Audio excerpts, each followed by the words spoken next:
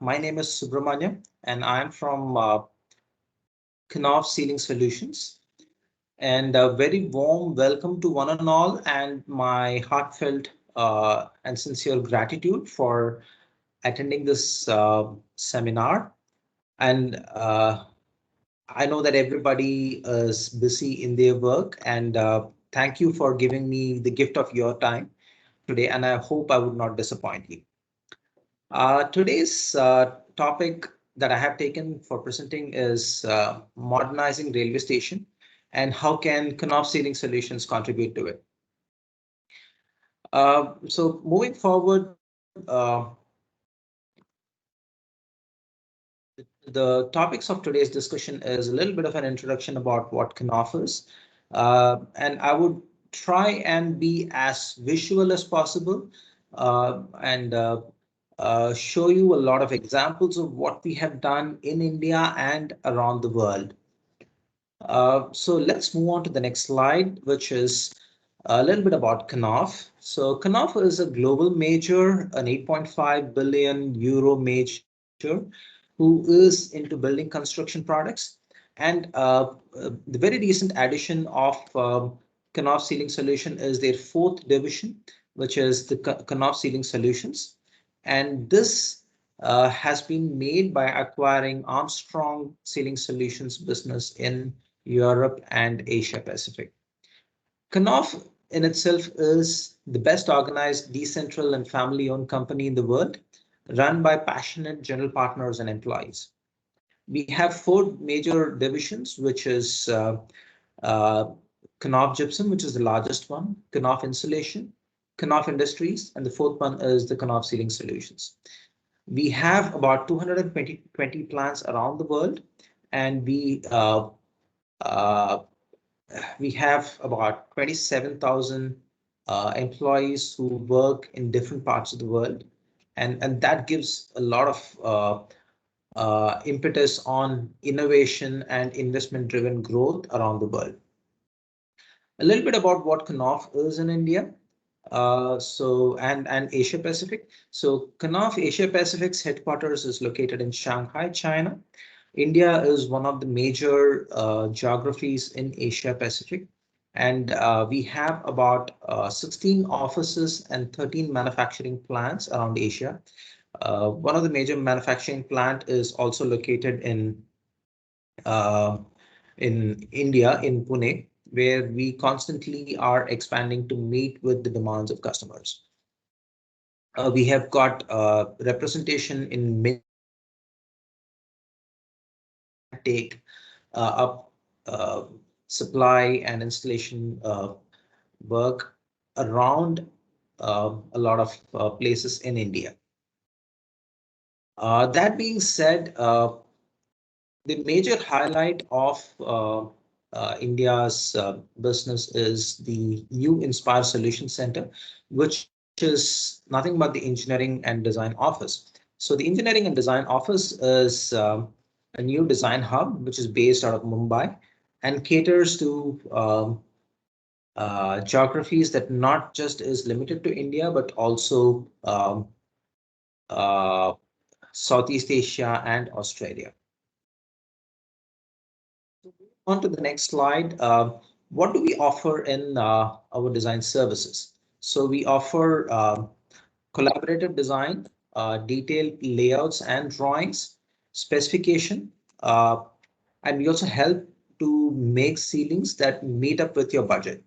And not just that, we also help in assist you in installing the product and not just supply of the product. And we offer services like shop drawings and pre-construction assistance that can help with the installers understand the installation much better and give you a much better output.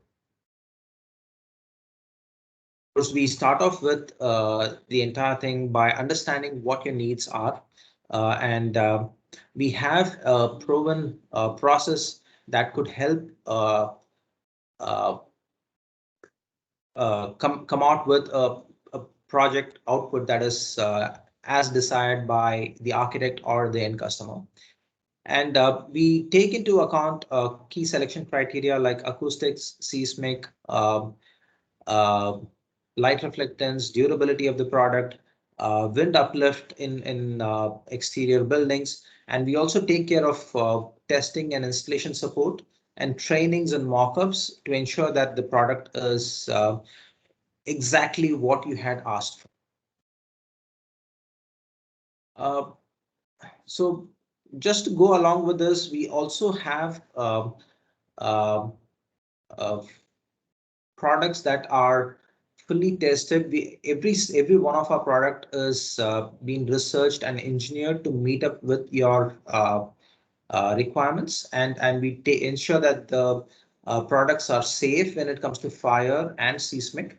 And we also have in-house testing facilities, and we have also tied up with universities to ensure that the product is tested as per international standards. And not just this, when we also offer you ceilings that are for exterior, we ensure that our system is completely tested for wind uplift conditions. Let me start off with a case study that we have done for a railway project in, sorry, I think I missed the slide. Yeah. So the project is Paddington Station, which is in UK. It's a very, very famous station, as you would know it, made famous further by this cartoon character Paddington Bear. So what have we done in this project? We have actually done a vertical baffle ceiling installation, and the baffle itself is in an exterior location and installed at an angle. So the challenges were in front of us were that the installation had to be done at an angle. So the entire ceiling had to be designed to meet up with the angular installation. The customer also wanted accessibility by removing each one of those panels. So we had to take care in designing the parts and pieces, the connections, to ensure that the panels were demountable. And of course, when we are installing a ceiling that is in the exterior, we need to ensure that both the material and the finishes meet up with the wear and tear, the corrosion that comes out of the exterior environment. Uh, a simple cross section of this would actually show that on both ends of the platform where the trains would come and meet up. So the installation is done in an angular fashion. And the area that bridges up between both the ends, which is right in the center, the baffles are installed horizontally. So this is the cross section of the platform, basically. And what solution did we come up with? So the solution was a very simple aluminum extruded baffle that has been specifically cut to size and angles. And the installation itself, when we design the clips are designed to ensure that the baffle blades are exactly sitting in the same specific angle that has been mentioned. And not just that, the clips that were used for suspending these can easily be removed with hand. So whenever you would need to access the area above the ceiling, it can easily be done up with.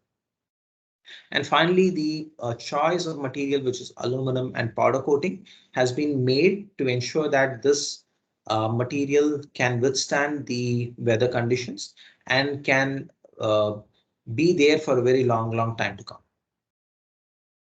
Yeah, so a simple example or a simple photograph of the mock-up, which you would see in your screen here. So we did both mock-ups of the horizontal as well as the angular installations.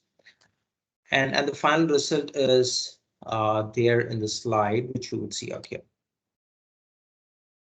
And we not just that, we have also a lot of other examples of how stations can actually be looking international, not just anywhere outside, but right here in India, we have this example of Delhi Metro Rail. So this is an example of what Armstrong has offered in Lajpat Nagar station. So the baffles have been installed at the platform level and have been designed to withstand the wind uplift that is caused by an incoming train. This is an underground railway station, for your information. And so the baffle blades were specifically managed to a size of 25 mm wide by 250 mm deep system. Another picture of the same system that you would see out here. One is also a similar baffles that we have done in China. The only difference is that we have brought in some wood finishes out here. So you would see that the baffles are quite interesting with its wood finish and special colors. And again, in Beijing Metro Line 6, one of the requirements that came up was they wanted to do the baffles in a way that replicates the uh, monument, which is the Forbidden City. And even if you notice, the ends basically are they have a very specific etching that has been replicated exactly to the same logo or the same design that could be seen on the Forbidden City. So it looks like a series of pergola which have been laid out in the center and looks like a roof eave. And again, another example where we have done baffle at an angular installation. Very interesting. And apart from that, we've also done an open ceiling or open cell ceiling, which is quite common in retail kind of spaces. And we have also used it in an example in the Terraspol station at Poland. Some more examples of what we have done. It's not just baffles that Armstrong does. We can also do flat ceilings. We can do interesting shapes and forms. So I thought I would run you through some of them. So this is another example of Metro Line 14 in Beijing, where it was a flat ceiling with a very specific edge detail that the customer wanted. What you would see on the right hand top corner is a blown up detail of how these tiles would look at their end. So these tiles were, the end details were specifically fabricated to come up with this requirement.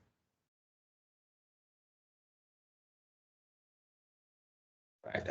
Another interesting example at Wolverhampton in UK, where the corridor is actually curving up. So many times when you install a standard plank or a tile, it's not going to meet up with the radius of curvature. So we had to design the panels in a trapezoidal manner to meet up with the changes in the radius of curvature and thereby attaining this very special effect.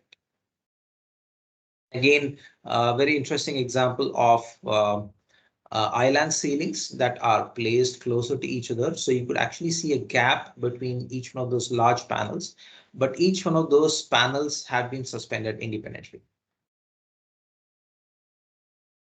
And again, this is a very, very interesting example of how we can integrate the light fixtures and other services into the ceiling. So we have a system which is called as the BH300 or the fast track ceilings, where we have specific zones where the light fittings can be put. And in fact, we offer services where we can specifically cut out our ceiling at the factory itself. So that the only thing that can be done at the site is installation of fixtures. So there's no messy cutting and working at site. Another example of a flat ceiling, but this one is a very different material. This is an expanded mesh. This gives a kind of an open feeling. Again, this has been installed in the system, which we would call as the hook-on system. At we have a lot of stations where we have done curvilinear installations. So the first example that I wanted to run you through was Alder Station. Alder is a station in the city of Sochi in Russia, which is very famous for Winter Olympics. So here, the combination of uh, colors and the interesting system that has been used is what is called as an RH215 hook-on. The panels themselves are not curved, but the suspension system or the grid that carries the panels have been curved so as to get the curvilinear effect. Another example where we have done a curved installation is Beijing Line 6, Metro Line 6, where we have curved the panel itself to that specific radius. You could see that the radius of curvature is quite steep. So this is one interesting example of how we can uh, uh, do a ceiling in two different ways.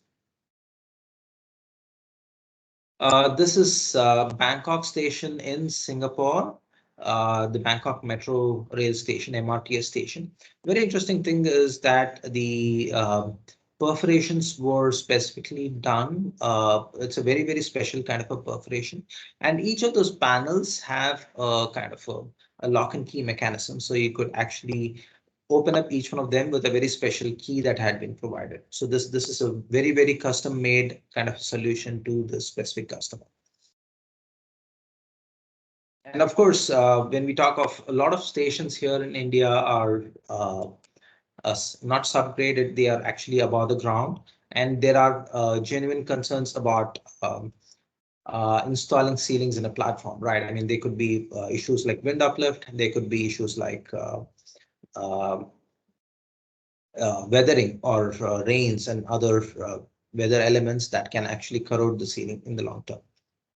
So some examples of what we have done in India is one is we have done the Varanasi railway station, and the other one is that we're currently doing is the Ranchi railway station, which is under progress.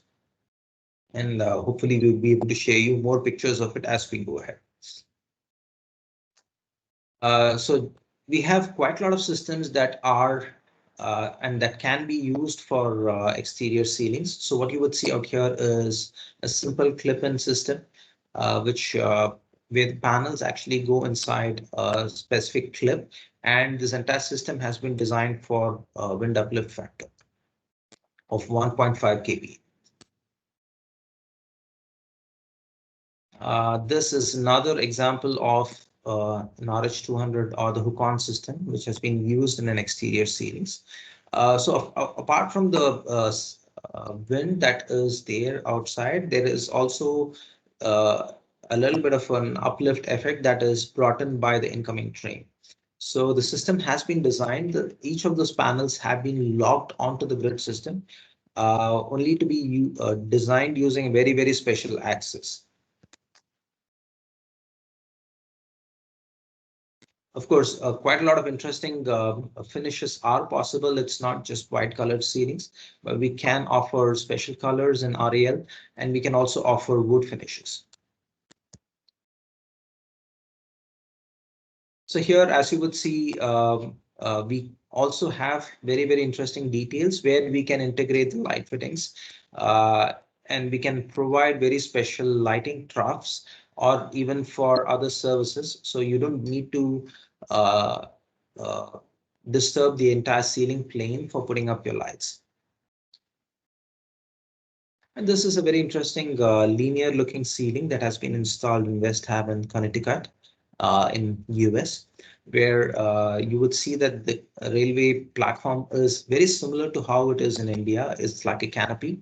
And right below the canopy, the linear looking ceilings have been installed.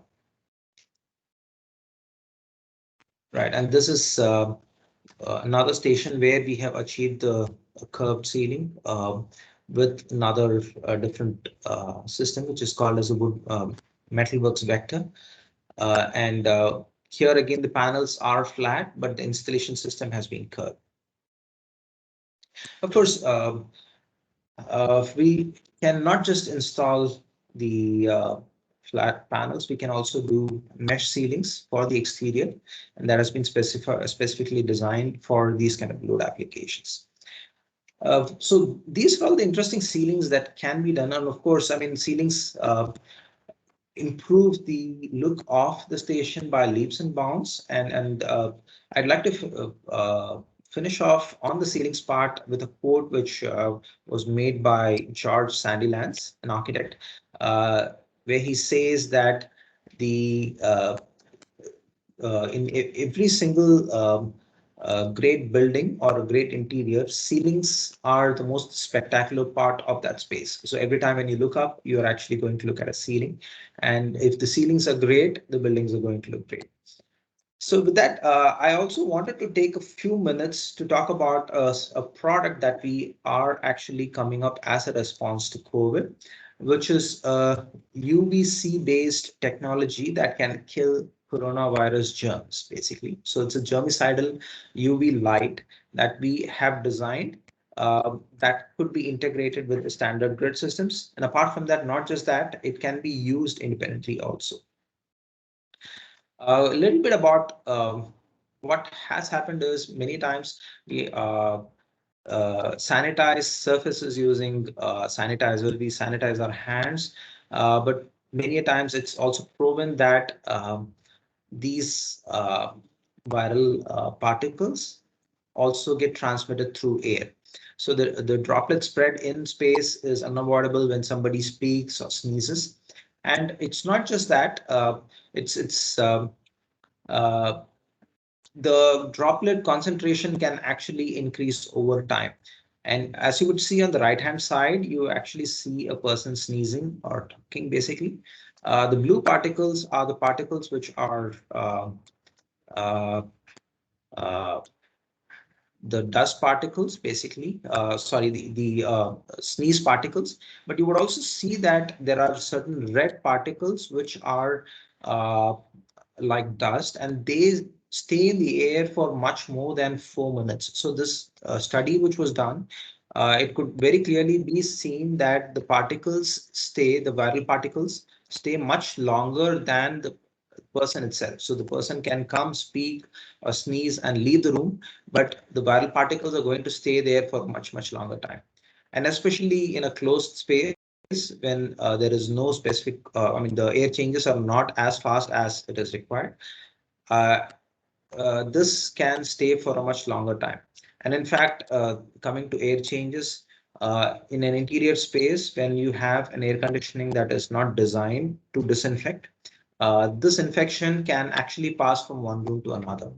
So that's a little bit of a concern here, right? So yes, I mean, one could say that you could constantly fumigate, but it's not possible to continuously fumigate the air inside the room. Uh, UVC or ultraviolet C radiations are best for sterilization without chemicals, basically. And it is known that, as you would see in the graph out here, the peak germicidal frequency of light is from 240 to 280 nanometers. And the good thing to know is that UVC is much lesser harmful than the UVA and UVB rays that are found abundantly in the sun, especially in the areas where there is a very thin ozone layer. Of course, I mean, when we compare the options available to clean the room, you could talk about ozone being a killer, basically. And again, we could chlorinate, but they don't check all the boxes when it comes to safety. And that's where UVC, as you would see on the table, which is on the lower right-hand corner, uh, checks all the boxes when it comes to killing and efficiency of killing the germs, as well as on the safety aspect. I talk about it a little further down, right?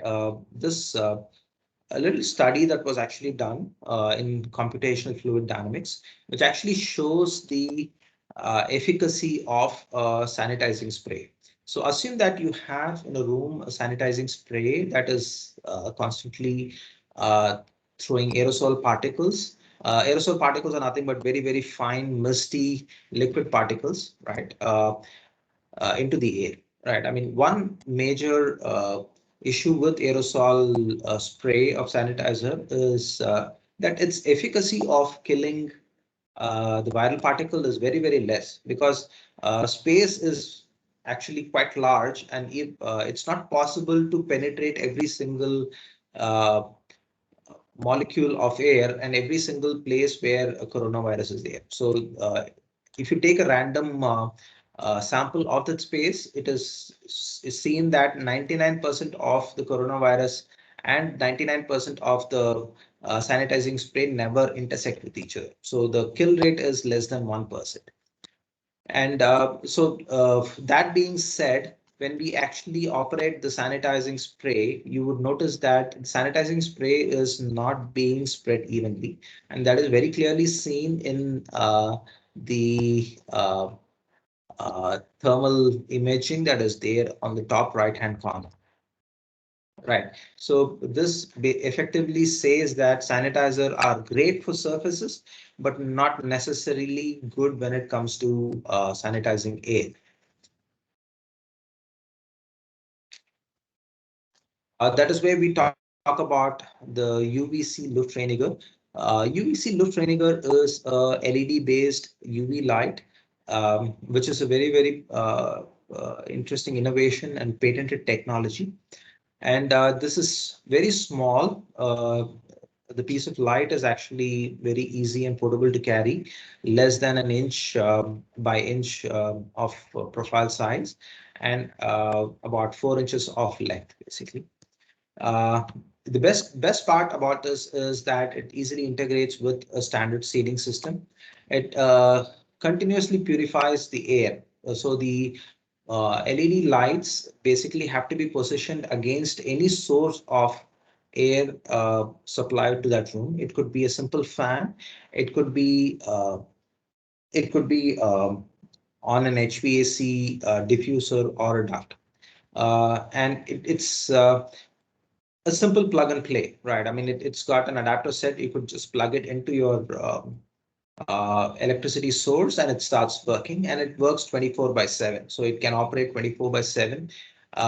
It's got this LED, so it can operate, and the operating life is more than 20,000 hours with a very low maintenance cost, right? And one would question how efficient and what is the efficacy of UVC lamp in killing the microbes. And that's where we would want to show you some research that has been done. So this basically is an example of, so what you see on the left hand side is actually a banana that's placed on a table, and a thermal image of the banana actually shows that there is a lot of microbial activity. So the more reddish you get, the more is the activity. So you would see that there is a red spot on the banana, and that would correspond to roughly around 88 to 89 degree Fahrenheit. Now, this banana has been exposed to the UVC LED for roughly about 5 minutes. And you would see that the hotspot in that banana has actually come down from an 89 degree Fahrenheit to roughly about 81 or 82 degree Fahrenheit. So which clearly shows that the bacterial activity has subsided substantially. And similar examples that we have actually done with uh, E. coli samples and plate agar samples, basically. So where we have put it inside a room where uh, so the plates, so you would see that there is a set of plates on the left and there is a plate on the right. So the plate on the left is covered and kept in a standard room condition. The plate on the right is actually installed inside a room where it has been exposed to the UVC rays for about 15 minutes. Right, so you would see that the colony of E. coli, which is one of the deadliest bacteria, which is there and which can cause a lot of hospital-based infections, there on the right-hand side. And the plate count agar samples on the bottom actually also shows that the 15 minute of exposure actually kills these bacteria effectively. And finally, the big question is also whether how good is it when it comes to human safety, right? So we have actually checked it as per EN ISO 15858, which tests the radiation levels around the light, which is specifically checked for the UV frequencies. So you would see that when it is close, very close to the light, it has about 450 microwatts per centimeter square.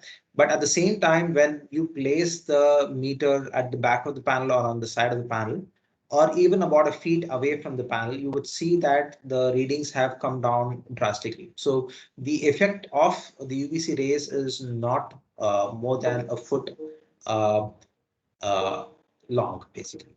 Right. So uh, that's the effect, basically. Yeah. So this is a very interesting development which we are planning to launch very soon, and we hope that this could be installed not just in interior spaces but also in uh, uh, railway interiors, railway coach interiors, which could effectively uh, now bring up um, the increase in people moving around, right? And it could give much more confidence of traveling around in a very safe manner. Thank you again for listening to this, and thank you for giving the opportunity